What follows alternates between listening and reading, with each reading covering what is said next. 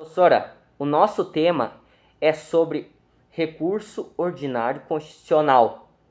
A nossa fundamentação foi a Constituição Federal, a Lei 8.038 de 90, que é basicamente o procedimento dessa lei.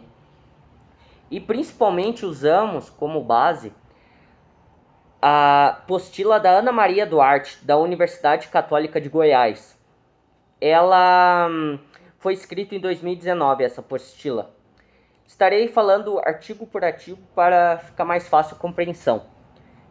Primeiramente, esse recurso ele é exclusivo do STF ou STJ.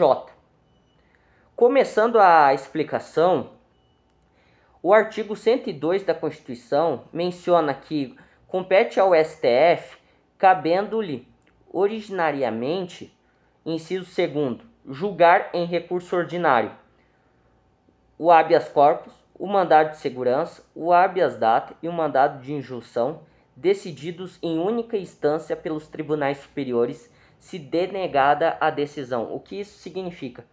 Primeiro tem que entender que habeas corpus é quando uma pessoa está sob ameaça ou já sofreu uma restrição na sua locomoção. O habeas data é quando a pessoa acaba não tendo, ela serve para garantir o seu direito em alguma informação pessoal sua que está sob domínio do Estado. O mandado de segurança ele vai servir quando tiver algum abuso de poder ou violação de lei, que quando não cabe habeas data e nem habeas corpus, tem que ficar atento a isso. E o mandado de injunção serve quando você acaba tendo um direito que está na Constituição, mas esse direito ainda não foi fundamentado. Então acaba tendo uma lacuna na lei e ele serve para isso. Então na linha A fala desses remédios constitucionais. A linha B fala sobre julgar em recurso ordinário o crime político. Não se pode confundir que o crime político ele não tem nada a ver com o crime eleitoral. Até porque o crime político tem uma definição bem interessante, que é o seguinte: é o risco à integridade territorial e à soberania nacional. Tem que prestar atenção nesse sentido. Esse é o artigo 102 da Constituição Federal. O artigo 105 da Constituição já fala do STJ. E aqui já existem algumas diferenças.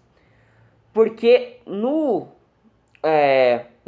inciso 2º menciona julgar em recurso ordinário, a linha A, os habeas corpus decididos em única ou última instância pelos tribunais regionais federais ou pelos tribunais dos estados, do Distrito Federal e territórios, quando a decisão for denegada. A linha B fala a mesma coisa, só que do mandado de segurança.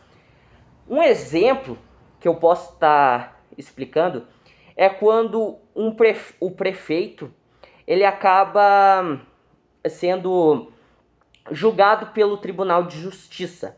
Ele acaba entrando com habeas corpus. E esse, como posso dizer, o STJ, na verdade, ele nega esse habeas corpus. Então acaba tendo uma decisão denegatória. Então esse é um exemplo simples para entender o que acontece, tá? Uma situação interessante também é que nesse inciso 2º do artigo 105 da Constituição, fala da linha A do habeas corpus, a linha B do mandado de segurança e tem a linha C, só que esse é só para recurso civil. Então não tem nada a ver com a matéria que estamos estudando no momento. Oi, eu sou Gabriela de Moura Carneiro e agora eu vou falar um pouco sobre as classificações e condições de admissibilidade. As classificações dos recursos, elas são com base em diversas maneiras, diversos critérios, mas o que realmente nos importa, o que realmente nos interessa é a divisão dela entre o recurso ordinário e extraordinário. São recursos ordinários aqueles recursos que tenham por objeto próximo a proteção do direito subjetivo do recorrente, que permitam a discussão das matérias de direito e que de fato tenham a admissibilidade geral, não se sujeitando a requisitos especialíssimos. Sob o mesmo nome, tem-se mais de uma espécie de recursos ordinários, que só terá em comum o fato de não ter a fundamentação vinculada, ordinário nesse sentido, pois a interposição, o processamento e, de certa forma, até o julgamento diferem um do outro. Agora, falando sobre interposição, o que é isso? A interposição, ela é um recurso cabível contra a decisão denegatória de habeas corpus ou de mandado de segurança, proferida em segunda instância ou pelo TJ, Tribunal de Justiça. Portanto, ela pode ser interposta perante o Supremo Tribunal Federal e o Supremo Tribunal da Justiça. A interposição do recurso, ela deve ser endereçada ao presidente do tribunal que proferiu a decisão denegatória.